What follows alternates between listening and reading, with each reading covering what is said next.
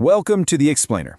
Today we're diving straight into the hidden mathematics behind why getting that truly shredded, visible ab look feels, well, practically impossible sometimes. Look, we all know the drill, right? You follow some basic internet advice, you drop a few pounds, and it feels great.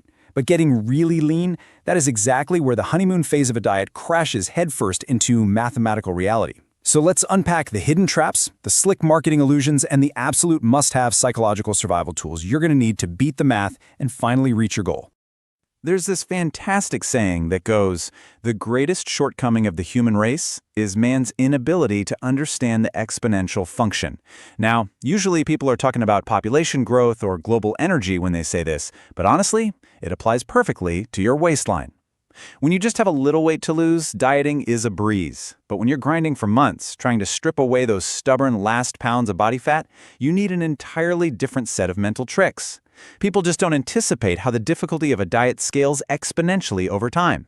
So we really have to ask ourselves, why does a diet that feels incredibly easy on day 1 morph into an absolute nightmare of food-fueled dreams by week 10? Well, it's because running a 300 to 500 calorie deficit for a single day is a walk in the park.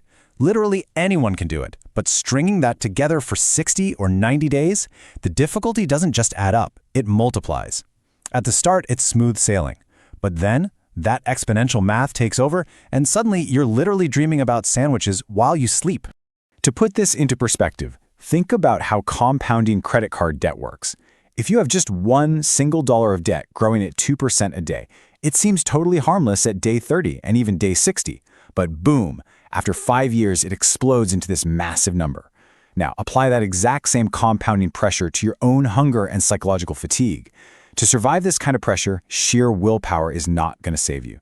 You need actual tactical methods to pull yourself out when the math makes it feel impossible. All right, let's equip our first tool. Survival tip 1, beware of protein slop. The food industry absolutely loves setting a trap for us here.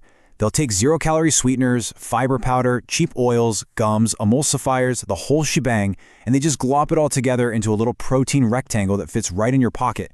Sure, that double chocolate chunk protein bar might taste like a fudgy brownie, but here's the catch. You're going to inhale it in 10 seconds flat, and it's only going to make you crave another one from the box. It doesn't fill you up.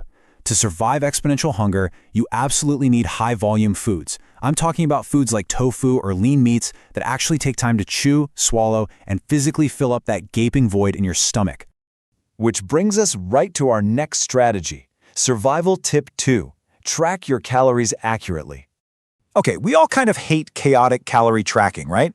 But outsourcing it to an AI chatbot is a recipe for absolute disaster. ChatGPT will happily hallucinate phantom meals, invent a sandwich you never even touched, and confidently track your macros from May 3rd when it's actually December.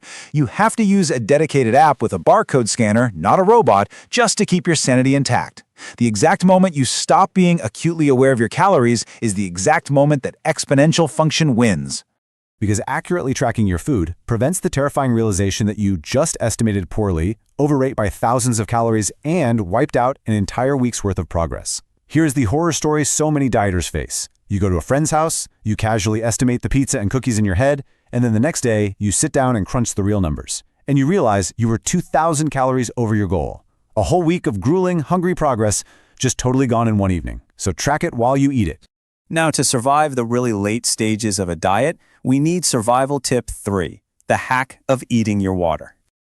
You know how people tell you to just drink a massive glass of water when you're hungry? Yeah, that doesn't really work. It completely empties from your stomach in under 10 minutes. You have to literally eat your water to keep yourself full for hours. Think about it like this. Cantaloupe is 90% water.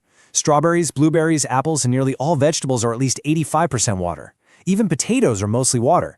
These foods provide the physical weight and volume to stretch your stomach lining and send actual "I'm full" signals to your brain. You just don't get that from a handful of oily processed chips. And hey, for the truly brave, or just the truly desperate, who need a massive stomach-stretching meal for under 300 calories, check out this mad scientist survival trick we call super expanded oat soup.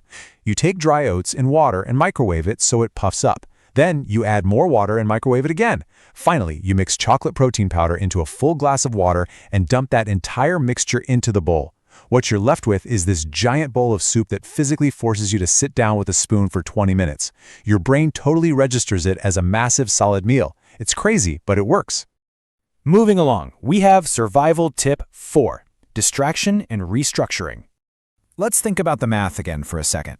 If your daily goal is 1,800 calories, you're going to spend the vast majority of your day not eating. 1,800 calories is almost nothing. So you must deliberately distract yourself with immersive work or hobbies and absolutely purge your pantry of any trigger foods. But most importantly, you need to treat hunger like a gate. It's a gate that only opens 3 or 4 times a day. If you try to graze on tiny snacks all afternoon, you're constantly opening that hunger gate, and it never actually closes. Eat a maximum of 3 to 4 distinct meals, and keep the gate firmly shut the rest of the time. And finally, we arrive at our most counterintuitive strategy. Survival tip 5, patience. Dieting is kind of weird, right? Because it's this rare challenge where obsessing over the details will actually cause you to fail. Normally, with your career or learning a new skill, if you obsess over it, you get there faster. But getting ripped, if you obsess over all the different things you could be eating, you will eventually crack. True patience is the mechanism of minimizing your daily food decisions. You just wake up, weigh yourself, hit your calorie goal, do your workout, and go to sleep. It's about giving yourself as few decisions to make as possible, which really just means giving yourself as few chances to mess up as possible. Let it run on autopilot. So, here is what it all comes down to. Getting lean isn't about perfectly executing day 1. It's about surviving days 60. Now that you have the actual survival tools, avoiding protein slop, tracking accurately, eating your water, restructuring your environment, and practicing true patience, can you simply step back? Can you stop overthinking, stop obsessing, and just let the math do the heavy lifting? The exponential function makes the hunger harder, sure, but if you stay consistent, it also mathematically guarantees the results.